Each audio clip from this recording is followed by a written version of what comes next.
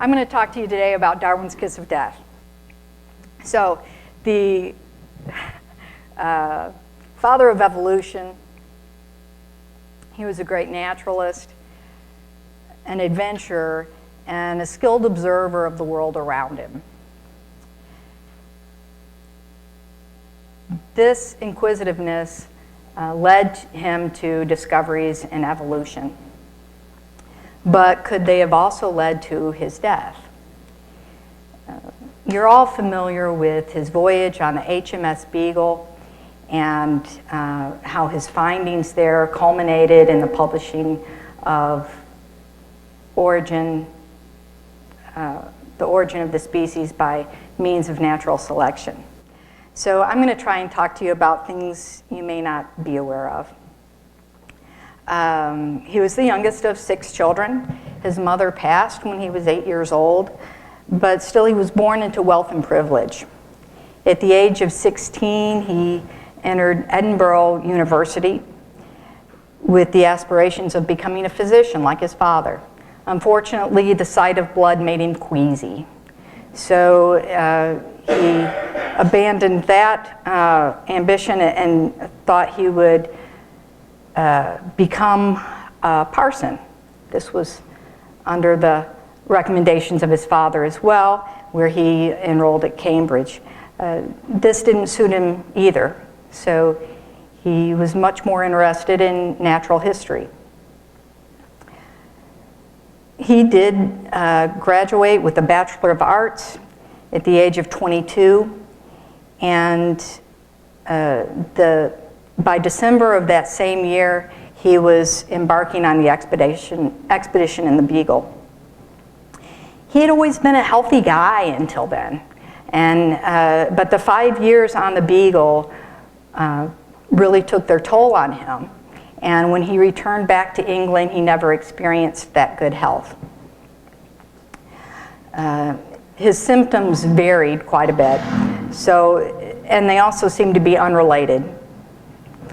He had boils, eczema, weakness, vertigo, twitching, joint pain, and vomiting. He was seen by some very prominent physicians of the time. And unfortunately, the physicians chalked up his illness to psychosomatic illness and diagnosed him with schizophrenia and hypochondria, although at one point he was suspected of having an appendicitis. They did, however, have their therapies for him. They gave him arsenic, Indian ale, hydrotherapy, lemons, as well as strychnine with codeine. And it's no wonder he didn't really experience much relief with these treatments. He passed at the age of 71 with heart failure. And that's not a remarkable thing. That would be fairly common to die of heart failure at the age of 71. But still, researchers think now that this heart failure could be linked to his previous ailments. So what we want to use as clues to determine what he was plagued by would be looking back at where his travels took him and what he might have been exposed to. They might be clues to his bizarre symptoms. One disease that comes to mind is Chagas disease. And Chagas disease is more prominent in areas of South America, Central America, and rural parts of Mexico.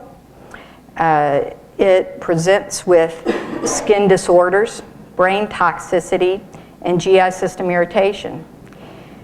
It will eventually travel via the nervous system to the colon and esophagus, as well as the heart, where it does damage there. And left untreated, this disease, patients who suffer this disease usually die of heart failure. That's a diagram of a heart.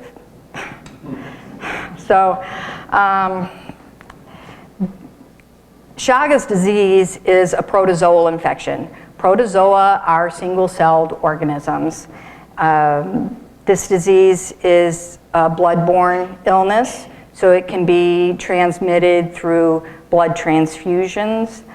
But the most common means of transmission of this disease is through the Triatomine bug, which is also prominent in regions of South America.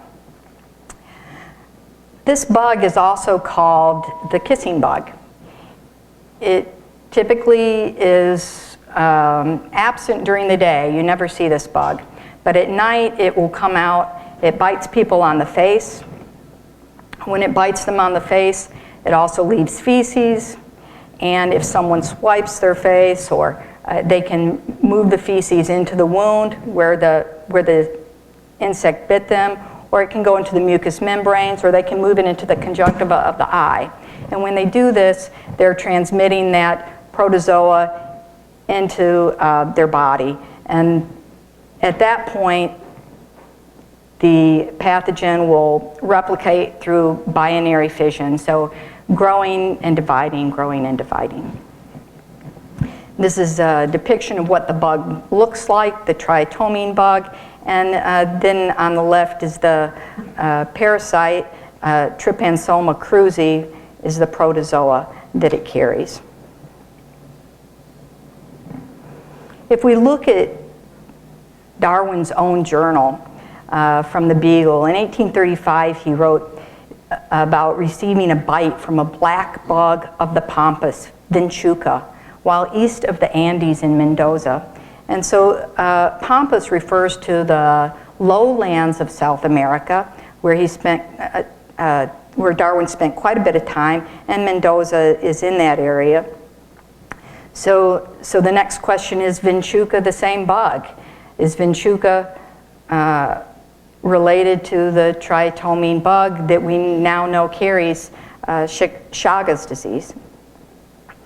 And actually, the Triatomine bug is known by several different names depending on the region that it's found in.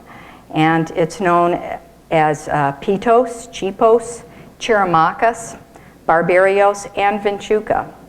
So you see, it is this, it is likely that the trip that Darwin made and that led him to his discoveries in evolution also likely led to his death, and a literal kiss of death by the kissing bug, Vinchuca.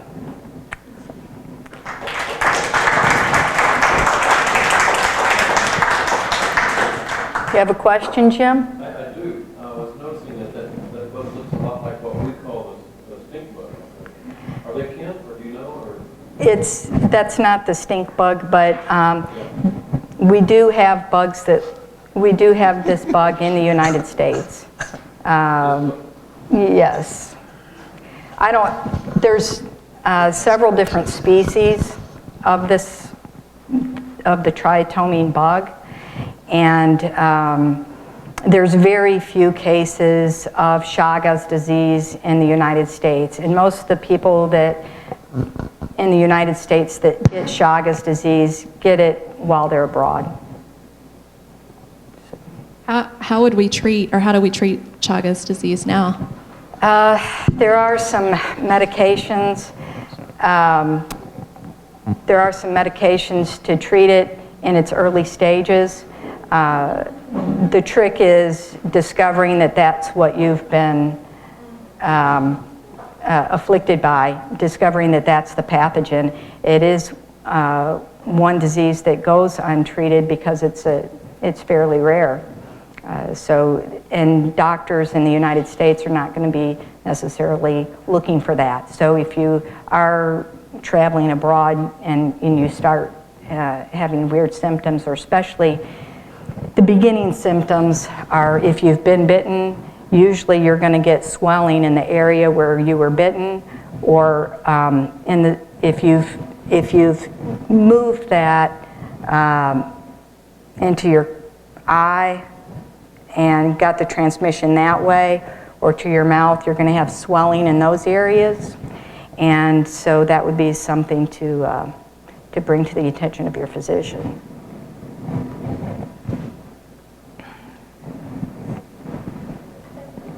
All right, thank you.